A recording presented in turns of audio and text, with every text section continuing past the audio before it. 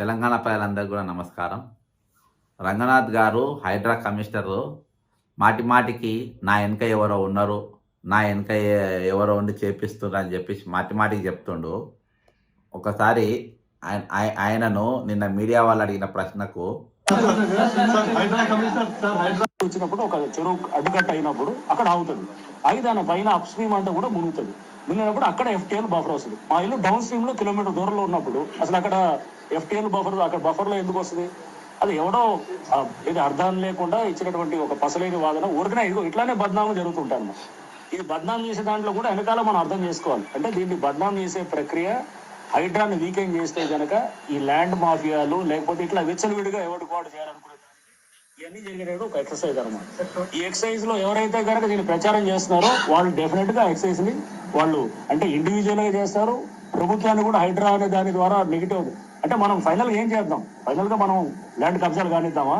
లేదా చెరువులంతా కూడా ఆక్రమించుకొని నీళ్ళ కోసం మళ్ళీ మనం అంతా అటు ఇటు పరిగెత్తామా? లేకపోతే కనుక కాపాడుకోనికి ఆయన ఇల్లు లేదననికి ఆయన ఎట్లా రెచ్చగొడుతారు? మరి ఇంతమంది ఇల్లు రోడ్లకు ఎక్కి మరి వీళ్ళు కాదా? వీళ్ళు కాదు. నిలబెట్టడం చాలా కష్టం. అలాగే ఒక్క నిమిషం, ఒకే ఒక్క నిమిషం.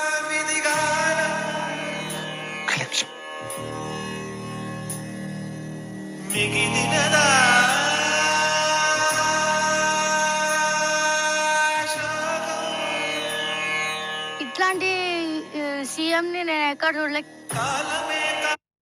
ఇంతమంది ఇల్లు ఇది చేసారు మీరు, మళ్ళీ నా ఇల్లు లేదు, నా ఇల్లు బఫర్ జోన్లో లేదు. వీళ్ళందరూ ఏం చెప్తున్నారు? ఇల్లు కూలిపోయిన వాళ్ళంతా మా ఇల్లు బఫర్ జోన్ ఉన్నాయి. వాళ్ళందరికీ కూడా పర్మిషన్ ఉన్నాయి. వాళ్ళ ట్యాక్స్ మీద తర్వాత ఇళ్ళని కూలగొట్టి ఈరోజు ఏది బఫర్ ఇప్పుడు పర్మిషన్ తీసుకునే కూలగొట్టము, అప్పుడు ఇవి చేసి ఎందుకంటే మీ ఇల్లు తిరుపతి రెడ్డి వాళ్ళ ఇల్లు ఇటువంటి ఇల్లు కాపాడుకోనికి అని చెప్పేసి మీరు అవన్నీ కథలు చెప్తా ఉన్నారు. మరి కూలిపోయిన పరిస్థితి ఏంది? మీరు మాటికి హైడ్రాన్ కాదు, మీరు నన్ను బద్దాం. మీ ఇల్లు 101% మీది బఫర్ జోన్లోనే ఉంది. కిందికి నాలా ఉన్నది. నాలా ఇప్పుడు కట్టినట్టుండే నాలా మునిగెట్టుండే అలుగు అనేది ఉంటుంది కదా. అలుగు ఎక్కడి దాకా వస్తుంది? అలుగు పలుగు నాలా అనేది ఎక్కడ దాకా వస్తుంది? అలుగు పలుగు నాలాకు 100% మీరు దాని కిందికి వస్తారు. మీరు ఒప్పుకోలేకపోతున్నారు.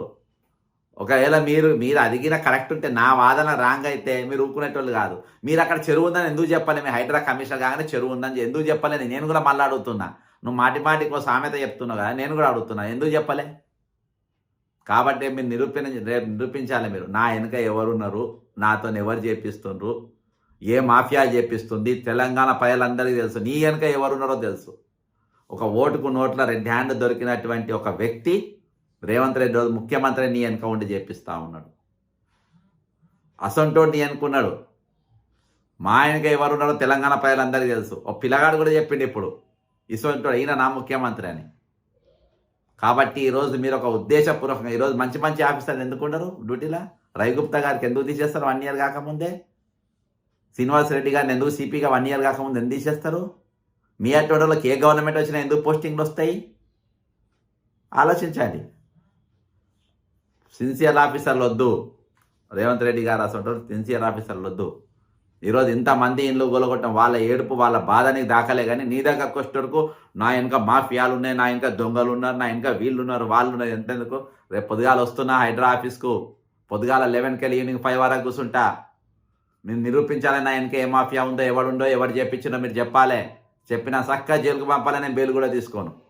నేను నిరూపిస్తే మీరు ఇండ్లు గుల్లగొట్టేటప్పుడు, హైడ్రా ఇంప్లిమెంటేషన్ చేసేటప్పుడు, ఒకళ్ళ జీవితాలు రోడ్లపైన వేసేటప్పుడు మీరు ఫస్ట్ మీటింగ్ పెట్టుకునేది ఉండే, రివ్యూ మీటింగ్లు పెట్టేది ఉండే. పెట్టి అందులో మున్సిపల్ డిపార్ట్మెంటు, పర్మిషన్లు ఇచ్చిన వాళ్ళు, HMDA, irrigation, minor irrigation, registration departments ఇవన్నీ పెట్టిన తర్వాత మీరు ఒక స్టడీ చేసిన తర్వాత మీరు చేసేది ఉండే. ఈరోజు రోడ్లు ఎక్కించి కూలిపోయిన ఇండ్లకు వాళ్ళు ఈఎంఐలు కడతా ఉంటారు. మేము కూలగొడతాం, చెరువులను కాపాడిన ఇంటికాడ ఉన్న చెరువును ఫస్ట్ కాపాడు. రేపు వస్తున్నా ప్రజాస్వామ్యవాదులు, మీడియా వాళ్ళందరూ కూడా ఆహ్వానం తెలుపుతున్నా. ప్రజాస్వామ్యవాదులు నిజంగా ఇది అన్యాయం, హైడ్రా అనేది అన్యాయం జరిగింది అని చెప్పేటోళ్ళు, ఒక పద్ధతి ప్రకారం జరగలేదు అని చెప్పిన వాళ్ళందరూ కూడా రేపు రావచ్చు హైడ్రా కార్యాలయం. జై తెలంగాణ, అమరవీరులకు జోహార్.